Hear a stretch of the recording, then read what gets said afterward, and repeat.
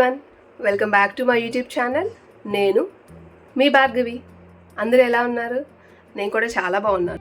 Firstly మన ఛానల్ని ఇంతలా సపోర్ట్ చేస్తున్నందుకు ప్రతి ఒక్కరికి చాలా పెద్ద థ్యాంక్స్. సో ఇవాళ మన వీడియో వచ్చేసి how to straighten your hair. ఎటువంటి హడావుడి లేకుండా జస్ట్ ఒక 3 to 4 ఐటమ్స్తో హెయిర్ని ఎలా స్ట్రైటన్ చేయొచ్చు అనేది ఈ వీడియోలో మనం చూద్దాం. యూజువల్గా నేనైతే ఎలా చేస్తానో ఈ వీడియోలో నేను మీతో షేర్ చేసుకుంటాను. మనకు కావాల్సిన థింగ్స్ ఏంటంటే ఒక దువ్వెన అండ్ అలానే కొన్ని క్లిప్స్,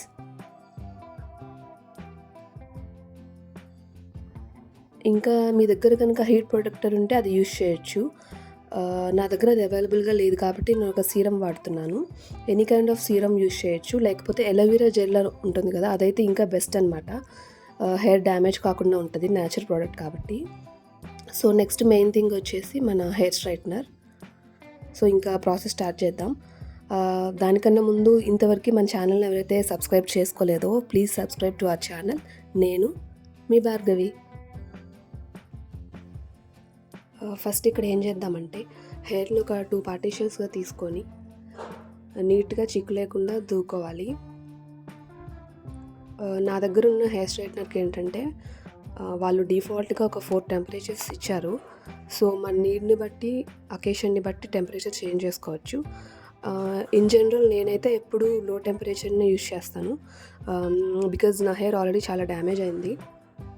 అకేషనల్గా ఎప్పుడైనా ఫంక్షన్స్కి వెళ్ళేటప్పుడైతే లాంగ్ లాస్టింగ్ కోసం high temperature are medium use చేస్తాను.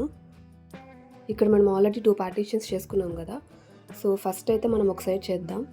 రిమైనింగ్ సైడ్ వచ్చేసి పైకి దువ్వేసుకొని క్లిప్ పెట్టుకుందాం. ఇప్పుడు నేను చూపిస్తున్న ప్రాసెస్ ఇలానే చేయాలని రూల్ ఏం లేదు. ఇలా చేసినప్పుడు ప్రతిసారి నాకు చాలా ఫాస్ట్గా అయిపోతున్నట్టు అనిపిస్తుంది, అందుకని నేను మీతో షేర్ చేసుకుంటున్నాను ఈ వీడియోలో. ఇక్కడ నేను లాస్ట్లో కొంచెం హెయిర్ని తీసాను, ఒక చిన్న లేయర్ లాగా తీసి మళ్ళీ మిగతా హెయిర్ అంతా పైకి క్లిప్ పెట్టేశాను.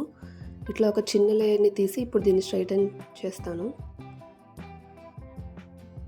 ఇట్లా ఒక లేయర్ తర్వాత ఒకటి తీసుకుంటూ స్ట్రైటన్ చేయడమే. ప్రాసెస్ కొంచెం టైం పడుతుంది, కొంచెం పేషెన్సీగా చేసుకుంటే అవుట్పుట్ అయితే మంచిగా వస్తుంది.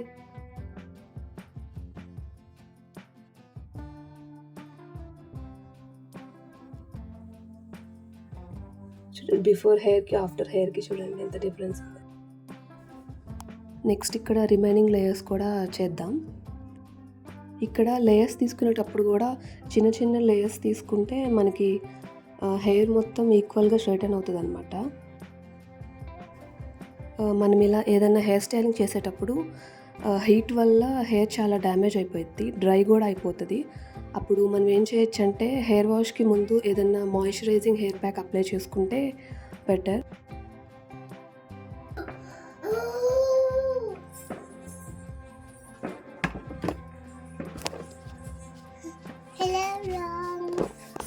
హలో, ఇక్కడైతే మనది ఒక సైడ్ అంతా అయిపోయింది. సో సేమ్ ప్రాసెస్ వేరే సైడ్ కూడా చేద్దాం. లాస్ట్లో ఒక లేయర్ తీసుకొని దాన్ని మొత్తం నీట్గా ఎటువంటి చిక్కు లేకుండా దువ్వేసుకొని ఇక్కడ స్ట్రైటన్ చేసుకుంటున్నాను.